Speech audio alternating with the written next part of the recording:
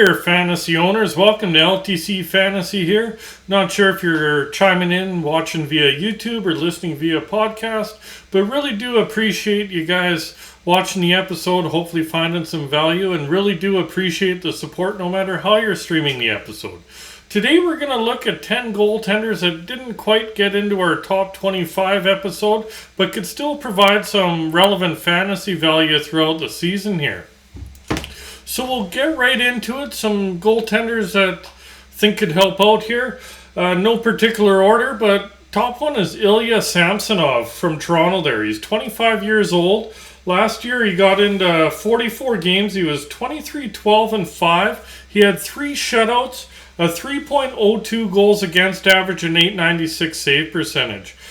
His win total was really good in Washington. You'd like to see the goals against and save percentage a little bit lower, but he is a former first-round pick. There definitely is talent there. He has shown that in previous seasons. And with Murray as the other goalie, I do expect Murray to get more of the starts early on, but if he falters, Samsonov will get a run at starting there, and if he does and plays well, he could really hold on to it. Toronto's definitely going to pile up wins. Just a matter of, is it going to be Murray or Samsonov that gets the longer leash? They might even prove to be a tandem situation, and if that's the case, Samsonov will still bring you value when it's his turn to start. Next one is Anton Forsberg in Ottawa. He's 29 years old. Last year got into 46 games. He was 22-17-4 with 1 shutout, a 2.82 goals against average. Really nice 917 save percentage there. So he had really good save percentage. He solidified that goaltending for Ottawa when they were really struggling earlier on in the season. He really gave them, like I said, some steady goaltending there. He played well. He might be able to push for a tandem situation in Ottawa. I think Talbot will still, like Murray, get the longer leash. Talbot is a solid goaltender too. But even if it plays out, it might be close to like a 50-32 split where Forsberg still gets a fair amount of starts. So in deeper leagues, he might prove to be quite valuable, considering Ottawa's quite improved up front, especially there. Third one is Pavel Francouz from Colorado. He's 32 years old. Last year got into 21 games. He was 15-5-2. He had 2 shutouts, a 2.55 goals against average, which is really nice for a backup, and 916 save percentage there.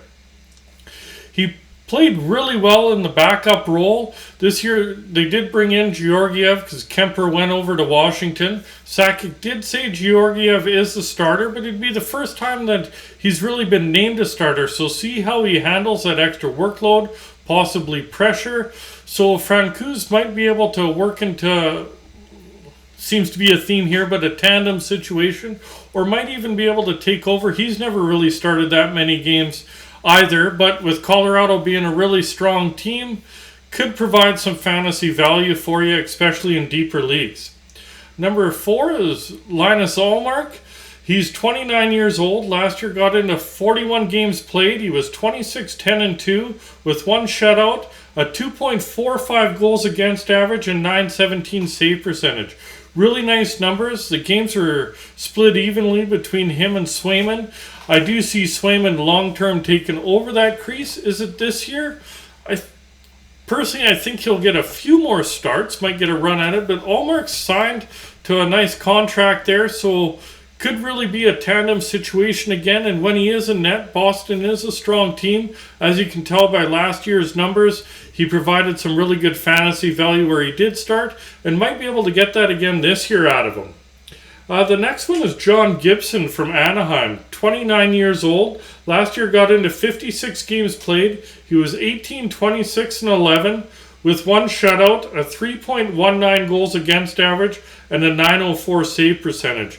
So not the nicest numbers last year, but he does play a lot in Anaheim. Expect the same this year. He's over a 900 save percentage, so he might not pile up the wins for you, but overall there will be some value there. He does have a career 915 save percentage, so Anaheim's a little improved. I wouldn't say a lot improved, but a little improved. So hopefully those numbers improve a little bit for him, but with the amount of games he starts, there might be some value there for you. Next one is Alex Nedeljkovic from Detroit. He's 26 years old. Last year got into 59 games. He was 20, 24, and 9 with 4 shutouts, a 3.31 goals against average, and 901 save percentage. He was brought in last year to really solidify that goaltending in Detroit. Didn't quite pan out. He didn't have the season that he wanted, so they did bring in Husso. But with 2 young goalies in camp there could be a nice battle for who gets more starts. Might again turn in to be a tandem situation. Both are getting paid similarly.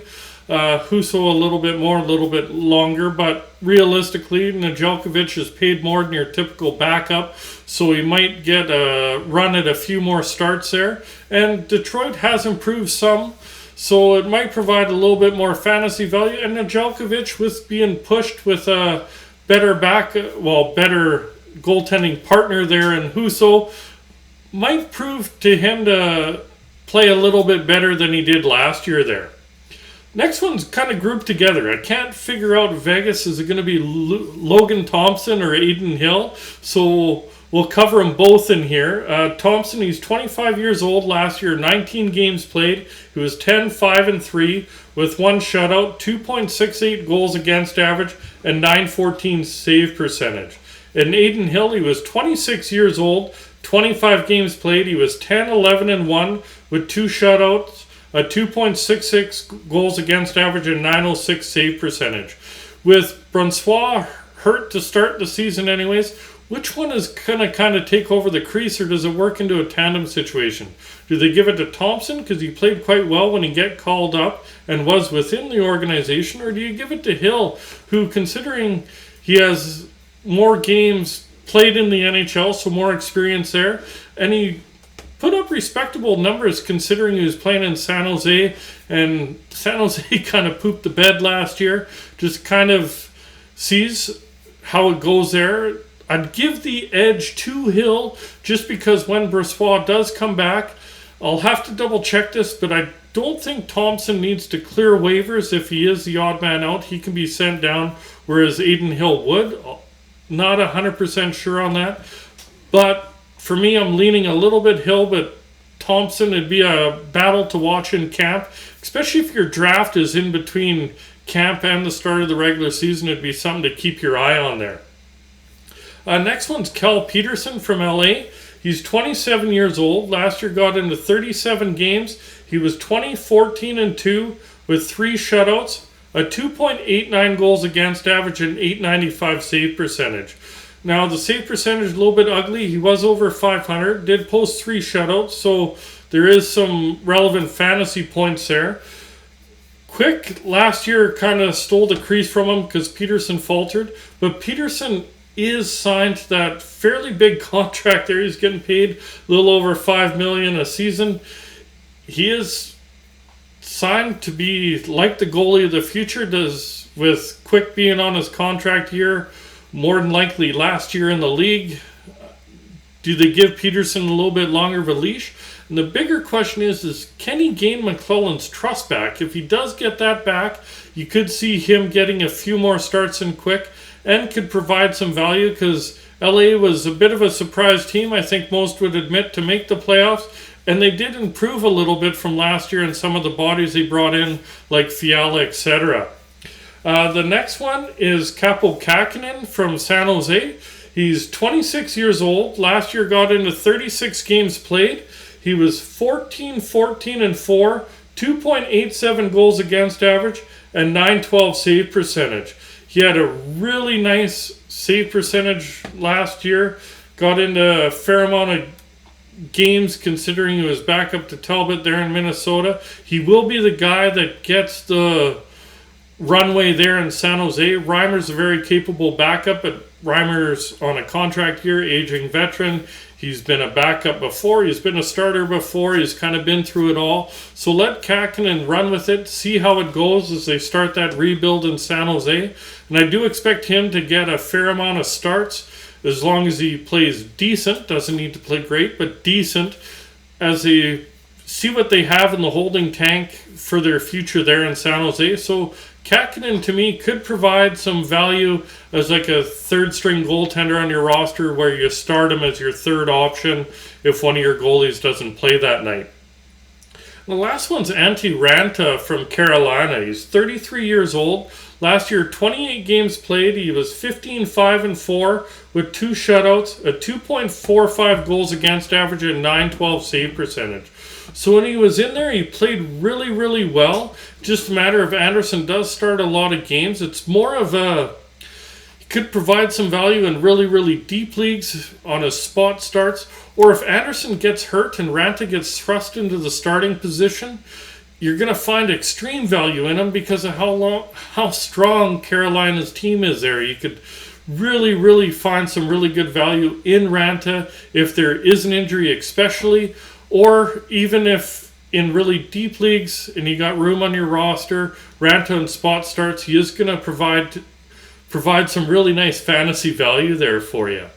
Hope you really did enjoy the episode. We'll be out in a few days with an additional 30 D-men to look at and finish off the week with an additional 50 forwards to look at this week.